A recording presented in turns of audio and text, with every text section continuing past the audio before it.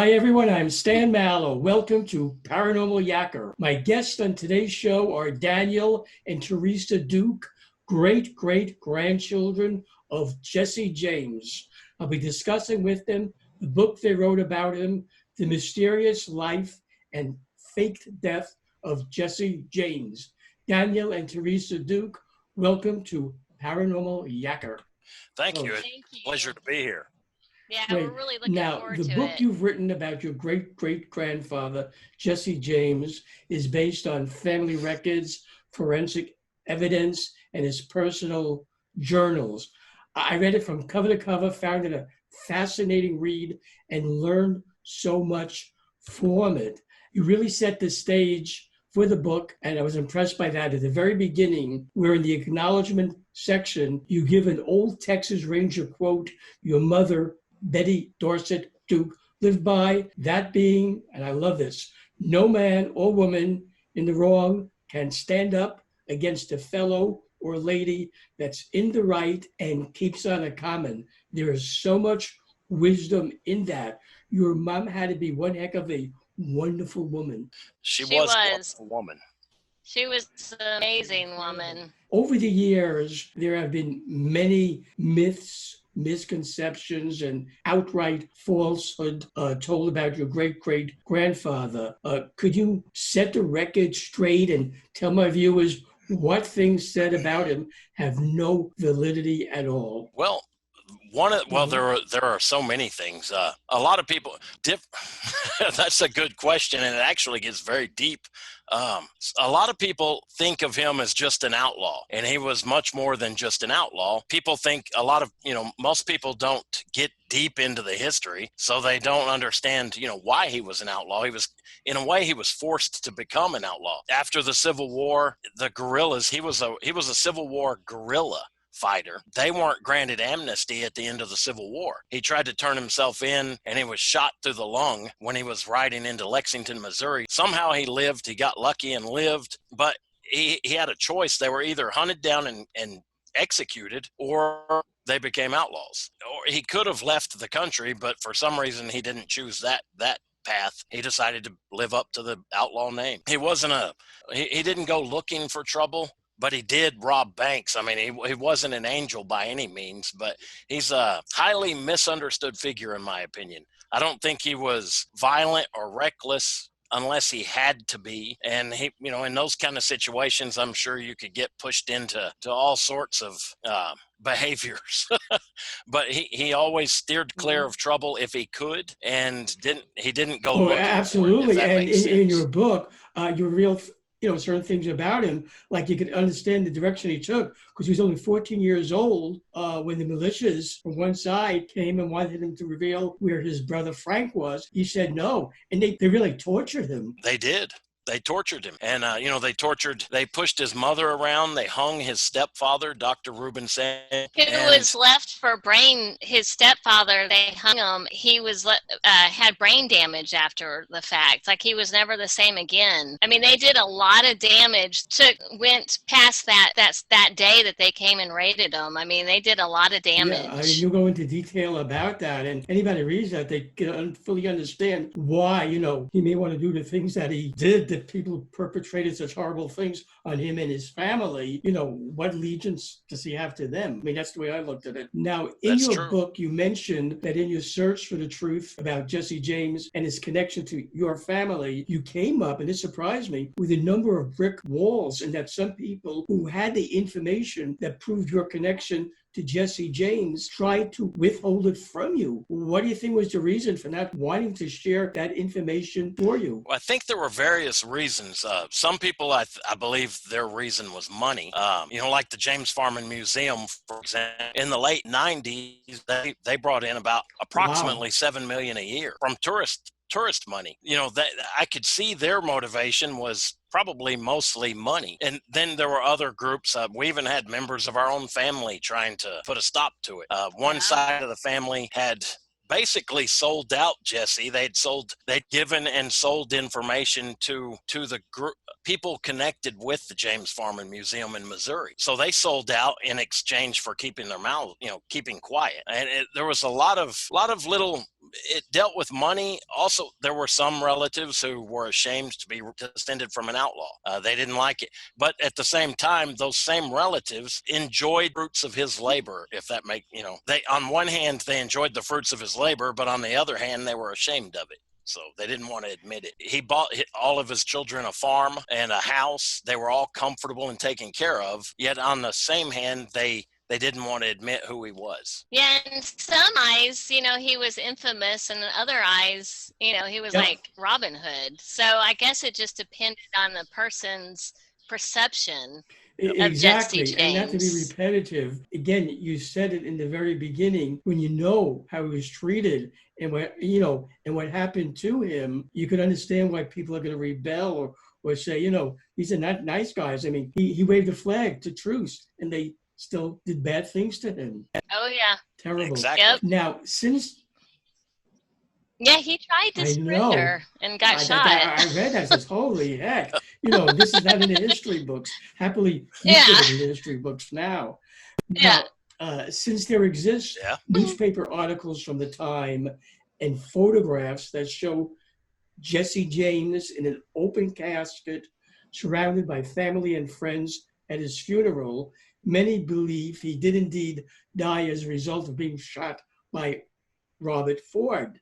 How were you able to prove the man in the casket was not Jesse James and the entire funeral was a fake orchestrated by Jesse James himself? That's a good question, and that's a long story. It took many years and a lot of research, but over trying to put this quickly, when Jesse was allegedly killed in 1882, what most people don't realize is before Jesse was allegedly killed, his cousin Wood Height, who bore a strong resemblance to Jesse and also rode with the gang, he was involved in a love triangle with Bob and Charlie Ford's sister, Martha Bolton. Well, she was also involved with her farmhand, a man named Jim Gibson. So Woodhite and Jim Gibson, I believe, had words. It resulted in a shootout at Martha Bolton's house. Both men died. Woodhite killed Jim Gibson, and I believe one of the Ford brothers killed Woodhite. I'm not sure which Ford brother. I think it was Bob, but I'm not sure. Historians still to this day disagree on when that happened. Some people claimed it happened in December of 1881, and others claim it happened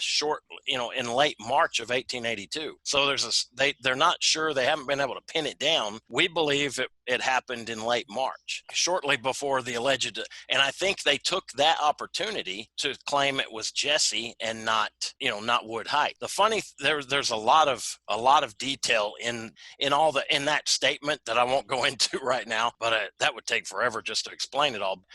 Trying to keep it short, we believe it was Wood Height. Jesse was allegedly killed. Nobody knew what Jesse looked like except for his family and his relatives and his fellow gang members. It was a small, close-knit group that knew his identity. The law, who was after him for 15 years, had no clue as to what he looked like. It was easy, and the people who verified that it was Jesse were his family and fellow gang members. So, they would, of course, lie for him. It goes deeper than that.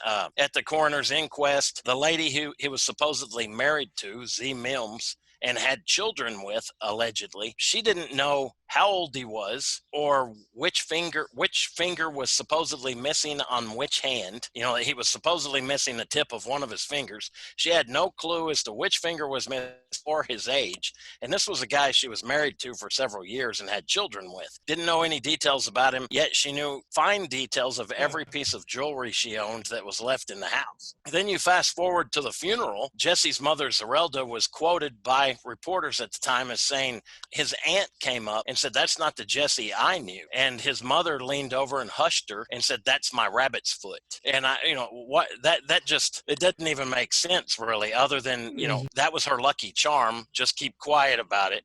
And it goes on from there. The 1990. It's just what are the coincidences? The fact that when Jesse James was purportedly killed, they were at the same time looking for, they found his cousin's body, and that they were doing an inquest on his cousin's body, who was a known James. He rode with the gang members, and the history states that he had a striking resemblance to Jesse James because they were cousins. There's just so much there that's what kind of led us also to believe that it was Wood Height. Now, your book is filled with a number of amazing photographs, and one of the most astounding ones being one that you, Teresa, discovered that shows your great-great-grandfather taken at his supposed funeral in 1882. And in that photograph, standing in clear view, is Jesse James himself. That had to be a shocker when you saw it. What was your reaction? It was shortly after my mom passed away, and me and Danny both made a vow to my mom that we would carry the research on for her, when she passed on. And we were just kind of at a brick wall, and I was up one night and I was like, I wish I could just find something to continue the search. We need a kickstart. I just found it one night. I was looking around on the internet and saw it, and my heart just kind of I was like, okay, this is the kickstart we needed again. And yeah, I waited. I had to tell Danny the next day. I was like, oh my God, I'm so excited. I need your opinion before I get too excited, but I found this. What do you think about it? And he said the same thing. He's like, oh my God, this is crazy. So it was really exhilarating. What that was like. Now, in the journal you found and share with your readers, you share so much with them. That's great. Which was written by your great-great-grandfather and details his day-to-day life from 1871 to 1876. Do any entries stand out and perhaps surprised you when you read it? There were quite a few entries. There were entries where he mentioned his fellow known gang members of the James gang, Tom McDaniels and others. There were other entries where he wrote his name, J. James, on one page. On another page, he signed his initials, JWJ, which was, his name was Jesse Woodson James. And then on the inner cover and on the back cover of the book, on the inside, he'd written the name James L. Courtney over and over, like he was practicing writing his new name. And that was, that stood out because it seemed kind of fishy. If he was really James Lafayette Courtney, why would he write his name over and over and over? Then there was one story I love telling. He and a lot of his gang members lived in the area of Central Texas around his area. They all it was almost like they created a buffer for each other. They watched each other's backs, and also several former Quantrell's guerrillas. So anyway, to make a long story short, I could ramble on. There's so many rabbit holes I could go down. They all went on a trip to Shreveport, Louisiana. They rode a train to Shreveport. From Shreveport, they hopped a steamship called the Amelia LaBarge, and they rode the steamship to Natchitoches, Louisiana. They disboarded in Natchitoches, and then on the Louisiana side, they rode back north along the Red River, and they stopped at a man's house named Gervais Fontenot. And I wondered, who's Gervais? I needed to know more about this guy. So I researched him. I stumbled across his family tree, and Gervais Fontenot was a retired U.S. Marshal at the time. And I thought that's kind of odd that they would stop and stay the night at a retired U.S. Marshal's house. Well, found out later, Gervais was the nephew of the pirate Jean Lafitte, the famous, well-known pirate Jean Lafitte. And I thought, this is odd. It almost hints at a deeper network of criminals, more like a criminal network instead of just a couple of outlaws riding around shooting their guns. It hinted at something much bigger than I had originally thought. And that was one of my favorite parts of the diary. I think mine, like Danny said, there's just so many. He would hint, like people would come to his farm and they would introduce themselves, and he had a pattern of like little hints of like paranoia. He would say, so-and-so arrived today, or so they say. That always struck me as like, okay, he's still a little paranoid. Now, you reveal in your book Jesse James' interaction with secret societies such as the Freemasons and the Knights of Templar. What was there about these societies that you think attracted him to them, and what was his involvement with them? Would you know that? After he changed his name, he joined the Freemasons here in Texas under his alias James Lafayette Courtney. There were Masons who lived next door to him, owned farms and ranches near him, and they all knew what his real identity was. Some of their descendants we've met, and they have said it was always their grandfather told them it was a Masonic secret. They would ask about Jesse, see, and they said that's a Masonic secret, and they would just leave it at that. Digging through the years, you find out there's a lot of his fellow gang members. I know he was a Mason. There were other Freemasons involved with him, and I think that ties into deeper connections with when it comes to the treasures that they had buried. A lot of their treasures. In my first book, I discovered a grid system that they had buried all of their treasures on. Jesse buried his treasures on them, and that's what I was originally searching for. We had a treasure map that had been passed down through the family. We had always wanted to find that treasure. You know, who wouldn't? In looking for that throughout the years, we ended up discovering that it was much more than just a simple outlaw's treasure. It was a network of treasures that tied into Freemasonry, and back before the founding of the United States, the entire New World, tied back to the Templar. You know, that amazed me. And then when I got for my first book, I had an endorsement, a great endorsement from the current Knights Templar Grand Master, Timothy Hogan, and he gave me a great endorsement on that. It just, that made my whole year. Now, even though your great-great-grandfather, along with his older brother Frank and their gang of outlaws, are notorious for robbing banks, trains, stage coaches throughout the Old West, when the name Jesse James comes up, it is usually said, it's been my experience, with awe and respect. He is part and parcel of the fabric of America. How does it feel to know that his DNA is within you? I'd like to know how each of you feel about that. I personally, I'm proud of it. You know, I know, again, there's different perspectives on if he was, you know, a hero or infamous, but I'm proud of it. You know, with Danny's research, he took it to a new level that proved he's not just an outlaw. There was a higher purpose. That just instilled a lot of pride in me. So I like it. Absolutely. And you also, you know, talk about some of the people that we think are good guys were really bad guys, like the Pinkertons and the people who set a bomb in his house, killing his younger brother, his mom losing an arm from that. I mean, that's out in the movies when we hear about them. Oh, yeah. I'm just wondering about this. Have any of you connected with the descendants of Jesse James' brother, Frank? And if you did, what was that like? Because if you did, it had to be one heck of a family reunion. No, I would love to find some information on Frank's family. We haven't connected with them. We've met several of the younger, the descendants of Cole Younger, you know, the Younger family. And Bob Ford's family. Oh, really? And Bob Ford's family. I would think so. Yeah, that was very interesting. So, oh, yeah. And he had, the members of the Ford family had the same story we had heard over the years. Yep.